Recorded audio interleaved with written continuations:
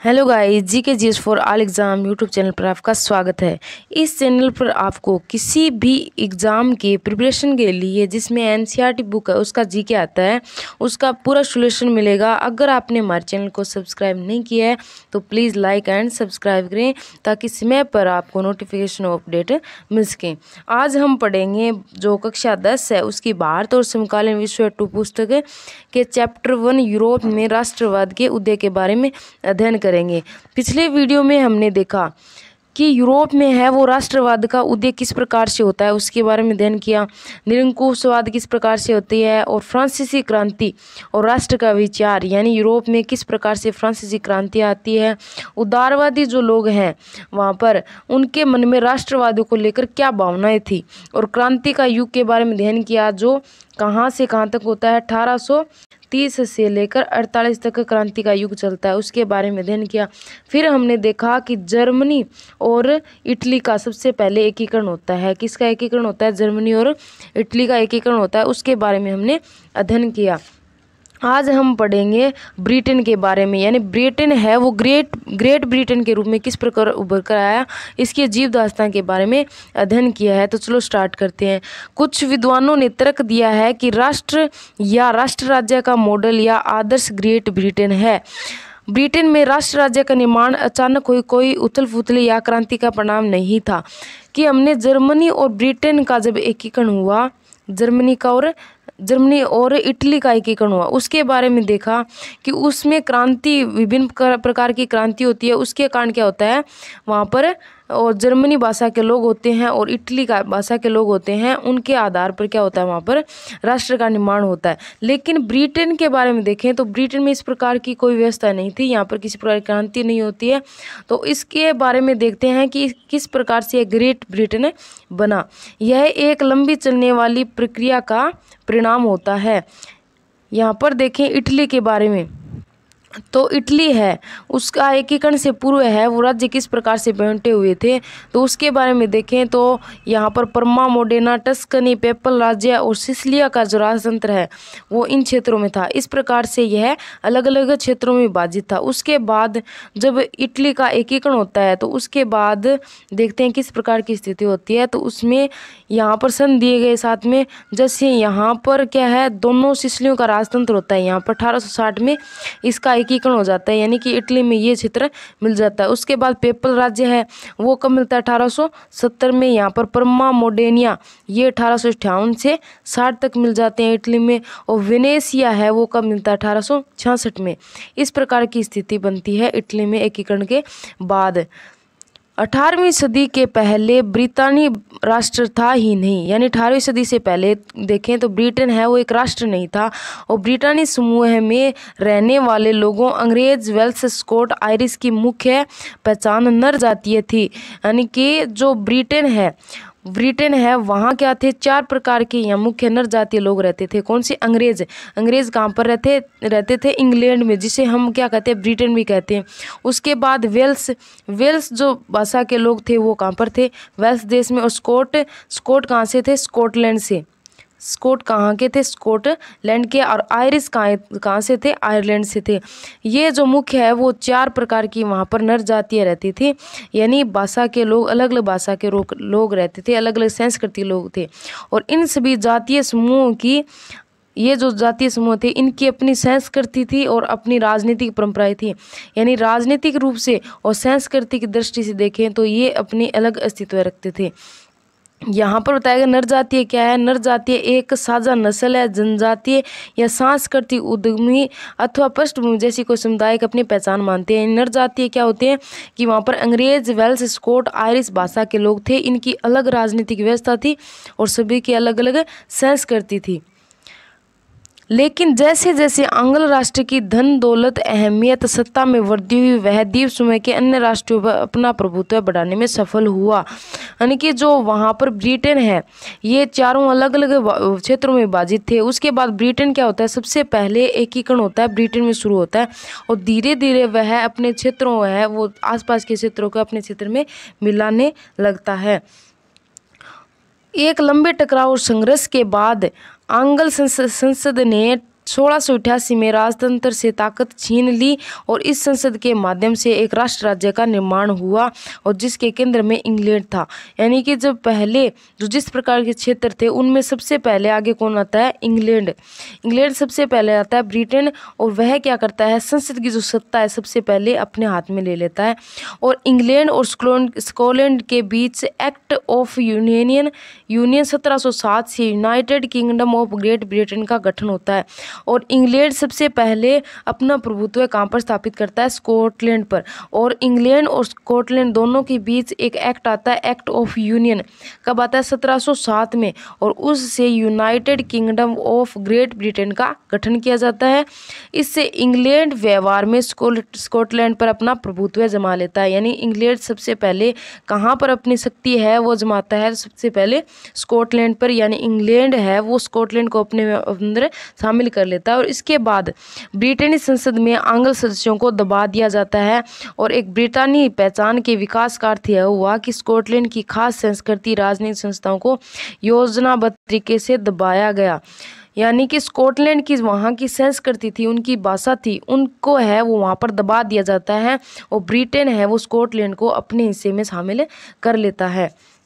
हमने पीछे देखा गैरीबाल्डी के बारे में देखा, जिसके बारे में यहाँ पर बताया गया 1807 से 82 तक। और इटली के स्वतंत्रता सेनानियों में सबसे मशहूर माने जाते हैं कौन? गैरीबाल्डी। और उनका संबंध एक ऐसे परिवार से था जो तटीय व्यापार में संलग्न थे। तटीय जो क्षेत्र थे वहाँ पर व्यापार करते थे। और उन्होंने है वो 1833 में एक यंग इटली नाम से आंदोलन भी स्थापित किया था। और 1834 में देखे तो पिडमांड का गणतंत्रीय जो विद्रोह था उसमें भी इन्होंने भाग लिया था। और वहाँ पर जो कौन थे? विक्टर एमनुएल सेकंड शासक थे 1854 में, उनका भी समर्थन किया था। किसने? गैरीबाल्डी ने।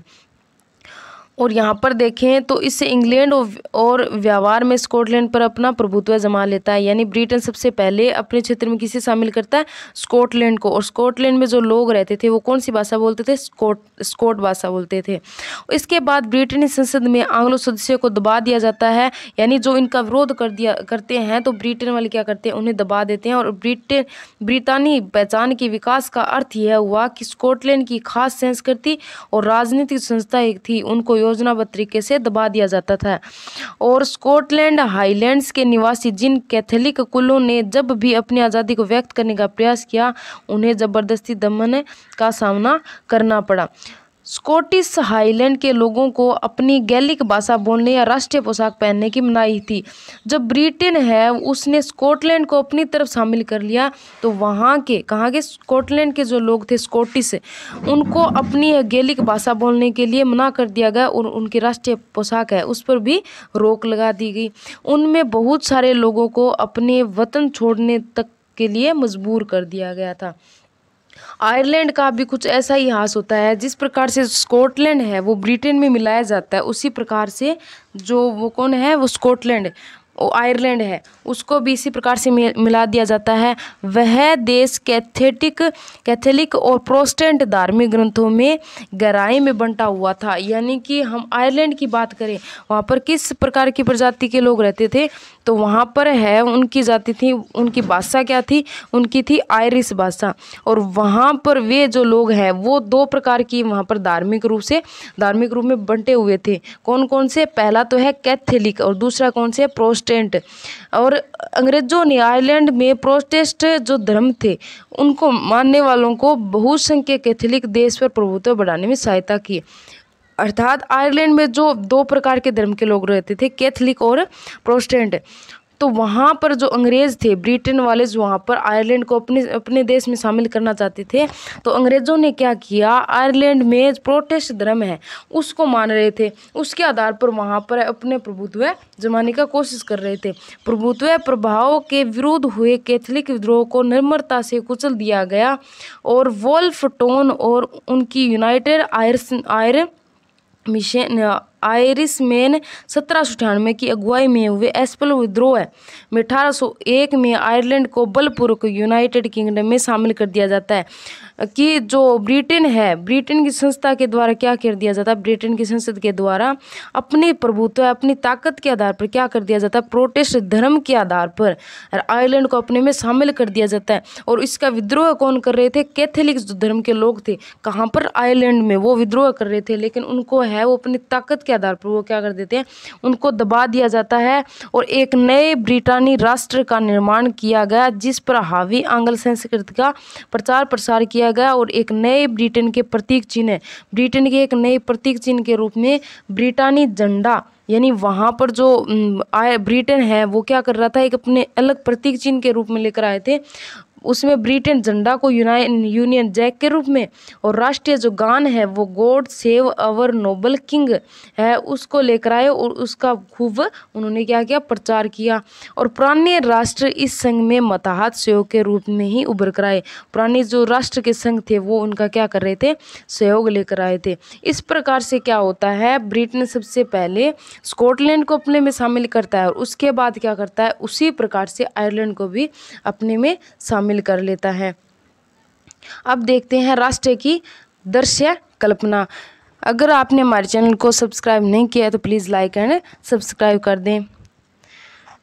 अब देखते हैं, हम आगे पढ़ेंगे क्या, किसके बारे में अध्ययन करेंगे कि राष्ट्र है उसकी दृश्य कल्पना, यानी हम राष्ट्र को है वो किस प्रकार से देखते हैं। तो उस समय किस प्रकार की व्यवस्था थी, वो लोग राष्ट्र को किस भावना से देखते थे। तो यहाँ पर जैसे देखो, ये क्या है, एक चित्र है, टिकट बनाया गया है, किस पर, ये मैरियन है, ये तस्वीर है, इसके आधार पर बनाया गया है।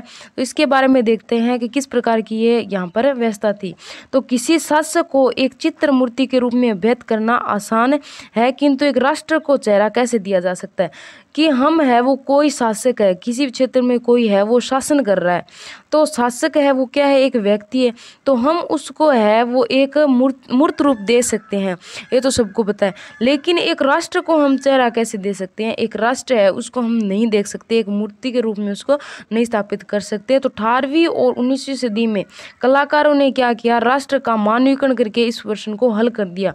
उन्होंने 19वीं सदी में और 18वीं सदी में जो कलाकार थे उन्होंने क्या किया, राष्ट्र को एक मानव का रूप दे दिया। उन्होंने उस देश को कुछ यूं चित्रित किया जैसे कोई व्यक्ति हो, किसे, राष्ट्र को इस रूप में चित्रित किया कि जैसे वो एक व्यक्ति हो, और उस समय राष्ट्र है उनको एक नारी के वेश में प्रस्तुत किया गया था, यानी कि एक महिला के रूप में प्रस्तुत किया गया था। और राष्ट्र को व्यक्ति का जामा पहनाते हुए जिस नारी को चुना गया वह असल जीवन में कुछ खास महिला नहीं थी, यानी एक नॉर्मल सामान्य महिला होती है, उसके रूप में राष्ट्र को दिखाया गया था। और यह तो राष्ट्र के अमूर्त विचार को ठोस रूप प्रदान करने का प्रयास था, यानी कि हम अगर मानव रूप में उसको दर्शाते हैं राष्ट्र को, तो उसमें क्या है, अलग स्वरूप दिखाई देगा, उसके लिए किया गया था। यानी कि नारी की छवि राष्ट्र का रूपक बन गई है। उसके बाद देखा हमने, पीछे देखा वीडियो में कि फ्रांसीसी जो क्रांति हुई थी, तो फ्रांसीसी क्रांति के दौरान क्या देखा कि कलाकारों ने क्या किया, आज़ादी, स्वतंत्रता, न्याय और गणतंत्र जैसे विचार हैं उनको व्यक्त करने के लिए किसका रूप दिया था, एक नारी का रूप दिया था, ये हमने पिछले वीडियो में देखा। और इन आदर्शों को विशेष वस्तुओं, प्रतीकों से व्यवस्थित किया गया था। जैसा कि आपको याद होगा, स्वतंत्रता का प्रतीक किस रूप में दर्शाया गया था, जिसमें हमने देखा कि लाल टोपी और टूटी हुई जंजीर यानी आज़ादी के रूप में, और इंसाफ को आमतौर पर एक महिला के प्रतीक के रूप में व्यक्त किया गया था, और जिसकी आंखों पर पट्टी बंधी हुई थी और वह तराजू लिए हुए खड़ी थी। और इस प्रकार नारी के रूप का आविष्कार कलाकारों में 19वीं सदी में किया गया था। फ्रांस में उसे लोकप्रिय ईसाई नाम मरियम दिया गया। और 19वीं सदी में फ्रांस में हमने जो महिला का रूप देखा था, जो स्वतंत्रता के रूप में दर्शाई गई थी, उसमें क्या देखा कि ईसाई नाम की जो एक मारियन नाम की महिला थी उसके आधार पर उसका दर्शाया गया था, जिसने क्या किया, जन राष्ट्र के विचार को रेखांकित किया, यानी वहाँ पर लोगों का राष्ट्र बने उस आधार पर उसको चिन्हित किया गया था। और उसके चिन्ह भी स्वतंत्रता और गणतंत्र के थे। उसके चिन्ह भी देखें तो स्वतंत्रता से संबंधित ही, जैसे लाल टोपी और तिरंगा दिखाएगा और कलंगी दिखाएगी। मरियन की प्रतिमाएं सार्वजनिक चौकों पर लगाएगी। जो मरियन थी महिला, जो इसके बारे में हमने पढ़ा है अभी, ये जो है इसकी प्रतिमा कहाँ पर दर्शाएगी, सार्वजनिक जो चौक होती है ना, शहरों में, उस पर वहाँ पर प्रत्येक जगह पर लगाई गई, ताकि जनता को एकता के राष्ट्रीय प्रतीक की याद आती रहे। जब भी कोई इंसान देखता है तो राष्ट्रीय प्रतीक के रूप में याद आए और उसे तादाद में स्थापित कर सके। मारियन जो है, मारियन है उसकी याद मारियन की छवि सिक्कों और टिकटों पर अंकित की गई। जो छवि है वो उसकी कहाँ पर लगाई गई? सिक्कों पर, और डाक टिकट उस पर अंकित की गई। इस तरह जर्मेनिया जर्मन राष्ट्र का रूपक बन गई। चाक्षुष व्यक्तियों में जर्मेनिया ब्लूथ वृक्ष के पत्तों का मुकुट पहनती है। यहाँ पर इसमें देखो ये पत्ते हैं, उसका मुकुट बनाया गया, क्योंकि जर्मन ब्लूथ वीरता का प्रतीक है। जो ये क्या है? ये वीरता का प्रतीक के रूप में यहाँ पर दर्शाई गई है। और जो हमने देखा ये डाक टिकट के रूप में, ये क्या था? यहाँ पर 1850 का जो डाक टिकट है ये दर्शाया गया, जिसमें मरियन की तस्वीर बनाई गई है। जो फ्रांसीसी जो गणराज्य है, फ्रांसीसी जो वहाँ पर शासन है, उसका प्रतिनिधित्व कर रही है। इस रूप में यहाँ पर दर्शाया जाता था।